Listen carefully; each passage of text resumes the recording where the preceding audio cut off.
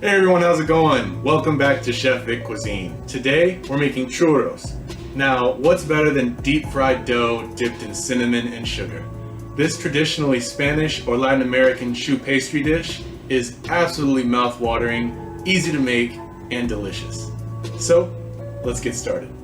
Alright, so for the ingredients, we're going to start with 1 cup of water, 6 tablespoons of unsalted butter, 1 tablespoon of granulated white sugar, half a teaspoon of salt,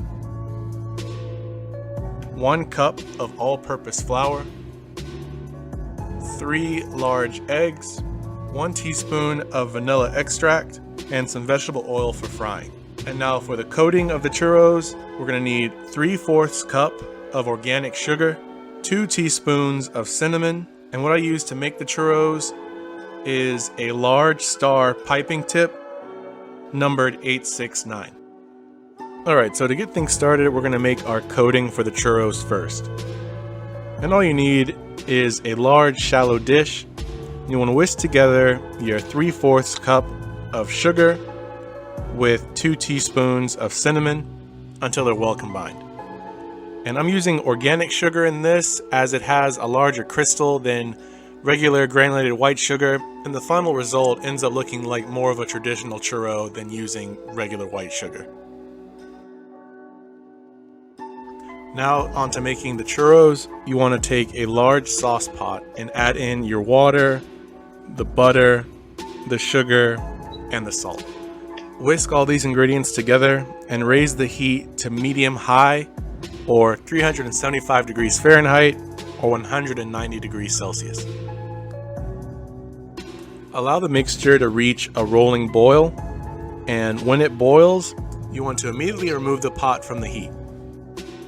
Now, you want to add in all the flour at once, and with a large wooden spoon or rubber spatula, stir the mixture well until all the flour is incorporated. And this should take about 60 seconds. Now you want to return the pot to the heat and cook the batter for about 30 seconds. Place your cooked dough into a stand mixer bowl fitted with a paddle attachment.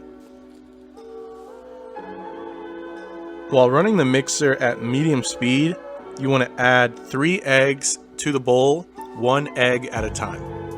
And after all the eggs are added, you want to scrape down the sides and the bottom of the bowl just to make sure that every bit of the egg is incorporated into your batter. Start to mix it again, and then add in your vanilla extract, and mix this dough until it's smooth and shiny and all the eggs have fully incorporated into the batter. And if this choux pastry is already looking delicious to you, don't forget to mix in that like button as well. It really helps the channel to reach more people and to please that good old YouTube algorithm. And if you want to see more recipes like this one, hit that subscribe button too, as well as the bell icon to be notified when my next video drops. And stay tuned until the end of this video for a sneak peek of the recipe coming next week. Once your dough is formed, you want to add it all to a piping bag fitted with your large star piping tip. And while you're preparing this piping bag, separately in a deep fryer or a deep dish pan, you want to heat your vegetable oil to medium-high heat or 375 degrees Fahrenheit or 190 degrees Celsius. And once your oil is heated, to test it, we're going to make 1 churro first by piping a 6-inch long churro into the oil. And you want to gently allow the churro to fall into the oil just to avoid any splashback. You want to allow the churro to fry for 90 seconds to 2 minutes on both sides or until it's golden brown throughout.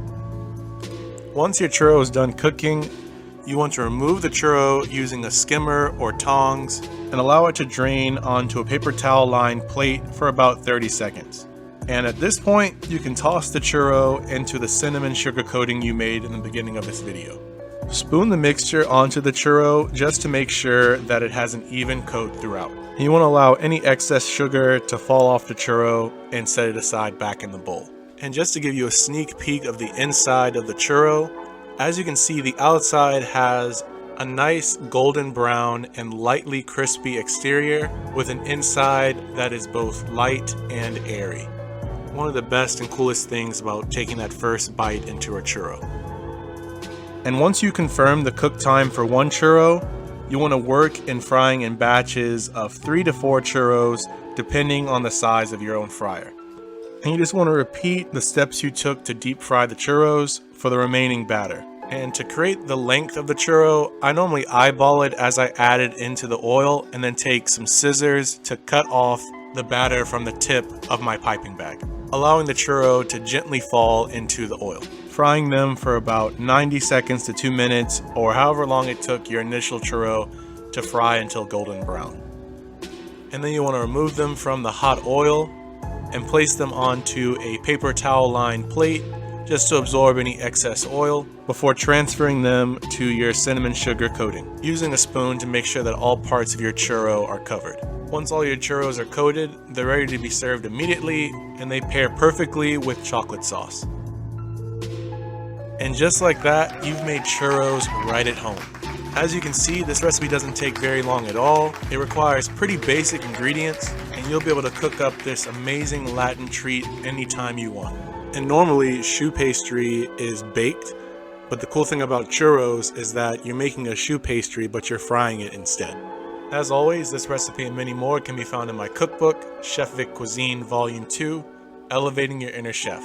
And that's available on Amazon, and I'll be sure to leave a link to that in my description box. And feel free to click the pop-up on the screen for more information on that as well. Thank you all so much for watching. I truly do appreciate it. And if you've enjoyed this recipe, don't forget to smash that like button for me. And if you want to see more recipes like this one, if you haven't done so already, hit that subscribe button too. And don't forget to click the bell icon to be notified when my next video drops.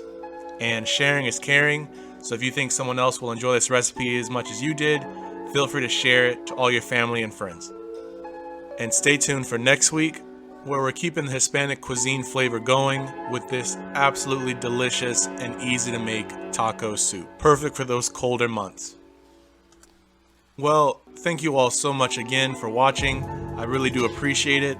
Check out more recipes on my page now, and I'll see you next week on another episode of Chef Vic Cuisine. And until then, peace.